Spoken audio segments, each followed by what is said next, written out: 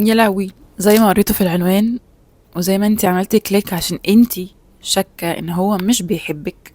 وعايزة اقولك لو انتي شاكة ان هو مش بيحبك ف احتمال كبير قوي ان هو فعلا مش بيحبك. مش جاي اقولك النورمال تيبس بتاعت الحب والريليشن شيب ان هو ما بيجيبلكيش ورد ما بيخرجكيش. انا جاي اقولك حاجات بيزك جدا واحنا مش بنشوفها وبنعمل نفسنا مش واخدين بالنا منها عشان نكمل في العلاقة، مع انها مليانه ريد فلاجز وكان لازم ان احنا نمشي من بدري قوي. ففيديو النهارده هنتكلم شويه عن العلاقات وازاي تعرفي ان الراجل اللي معاكي ده فعلا بيحبك ولا لا. انا ميار رضوان، ولو اول مره تشوفوني انا بعمل فيديوز عن ريليشن شيب وعن المنتل هيلث وعن الفيمينين انرجي. لو اول مره تشوفوني متنسوش تعملوا سبسكرايب، لو تاني مره تشوفوني فويلكم باك. هاتي قهوتك وميتك وورقه وقلم كده واكتبي معايا يا ست الكل. بحس في الأول لازم تعرفي إن إحساسك بالحاجة هو 100% صح. لما تبدأي تحسي إن الراجل متغير معاكي أو إن هو مش بيحبك أو إن هو بيخونك، صدقي في حدسك إن إحنا عندنا حاجة مش عند الرجالة، اللي إحنا عندنا اللي هو الحدس ده، أو هو إحساس أو الإحساس لو أنا حاسة إن في حاجة غلط بتحصل وبتطلع بنسبة كبيرة صح. أعرف منين إن الشخص اللي معايا ده بيحبني ولا لأ؟ أول حاجة إن في كمية excuses رهيبة. على طول بيبقى في أصل أنا مش عارف، أصل أنا مش فاضي، أصل أنا معرفتش. فاهمة؟ على طول في عذر لأفعاله غير منطقية. هو على طول مش عارف، على طول مش فاهم، على طول مش عارف. في ساعات بنقدر الظروف، بس ساعات الموضوع بيكون زيادة عن اللزوم، فبتبقي حاسة اللي هو انتي مش أولوية أصلا، وانتي مش في بلان بتاعته اصلا، وانتي بلان بي لما يخلص الحاجات اللي عنده بيجيلك. مش بيبلان فيوتشر بلانز معاكي، يعني مش بيخطط لحاجات مستقبليه اللي هو مثلا هتجوز في كذا، انا هعمل كذا عشان نبقى كذا. انت او هو لما بيتكلم على المستقبل هو عمره ما بيقول او بيتكلم عليكي، عمره ما هي منشن يو. لا، يبقى في كده ريد فلاج، في حاجه غلط.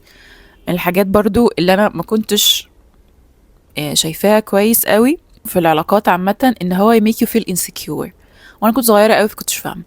على طول بيقارنك مع البنات اللي شكلها حلو، يقول شوفي جسمها عامل ازاي، شوفي لبسها عامل ازاي، شوفي مش عارفة هي عاملة ازاي.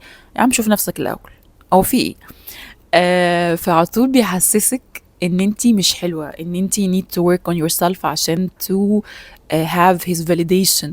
وده مش صح. الحب الحقيقي او الريليشن شيب الناضجة بتحسسك بان انتي secured، مش العكس.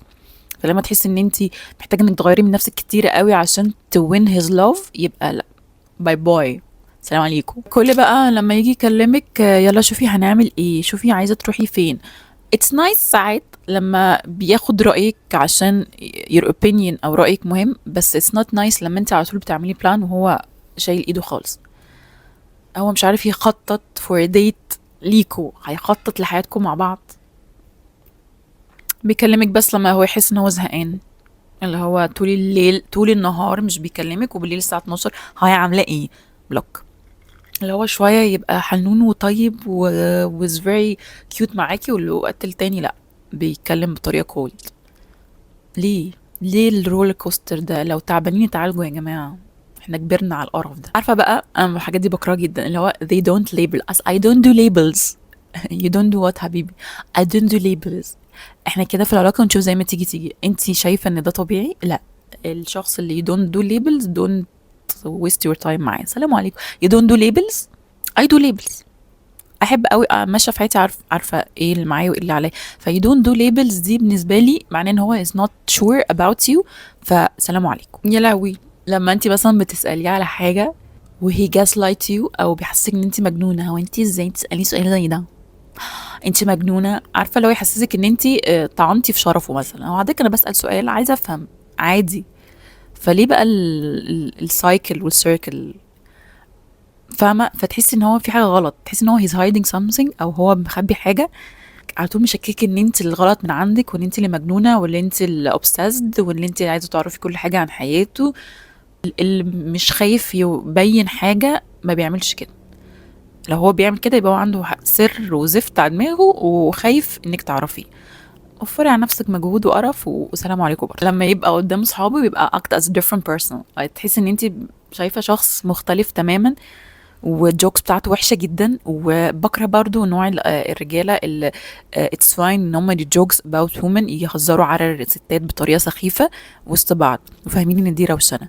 لا، دي قله اصل وقله تربيه وعدم احترام. بالنسبه لي ريد فلاج كبير قوي. انت تحترم الست من ورا ظهرها وفي وشها الاتنين، غير كده انت صعب بصراحه. يعني اصل الست دي مين؟ الست دي امك، الست دي انا، والست دي اخواتك بقى لو عندك اخوات، وجدتك. فانت دي don't respect women in general، ولا انت you don't respect women اللي بس ما يخصكش، which is a red flag برضو على فكرة. عايزة اقول ان انت بتحسي بالحاجة دي، بتحسي ان في حاجة غلط، بس انت او احنا كستات على طول محسنا ان مشاعرنا دي مش صح، وان احنا ان we need to follow a logic مش الايموشن. بس عايزه اوريكي او عايزه اشرح لك ان انت عندك حاجه كبيره قوي وهي حدسك.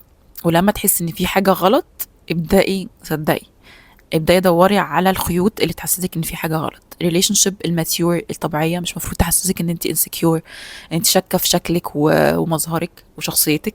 مش مفروض تحسسك ان انت على طول انكشس ومش عارفه ايه النكست ستيب. مش مفروض تحسسك ان انت مش فاهمه انت فين في العلاقه وهو انا رايحين فين مع بعض. مش مفروض ان هي بتبقى خناقه على طول. وكل ما بتحاولي كل ما بتحاولي تتكلمي مع الشخص ده الموضوع يقلب باتل فيلد. مش كل ده المفروض يحصل. فانت لما بتحسي بده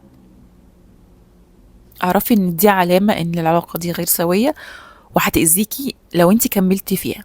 انا مش بقولك اول ما تشوفي الفيديو ده تسيبي الشخص، اني مش سهل which is fine، كلنا كنا كده. بس اول ما تحسي بالريد فلاجز دي ابدأي اعرفي ان انت محتاجة get plan get ready ان انت تبي دي attach او تفصلي نفسك عن الشخص ده واحدة واحدة، عشان انت محتاجة تسيبي. وفيديو النهارده سيمبل قوي عشان عايزه جو انتو ديتيلز اكتر من كده، بس انا محتاجه ان انا اتكلم معاكم كتير قوي عن العلاقات، عشان مش هحب ان انتوا تمروا بحاجات صعبه وانا ممكن اساعدكم. فلو عجبكم الفيديو متنسوش تعملوا لايك الفيديو، سبسكرايب يوتيوب شانل، واعملوا فولو انستجرام. هسيب لكم كل اللينكس تحت. اشوفكم في فيديو جاي.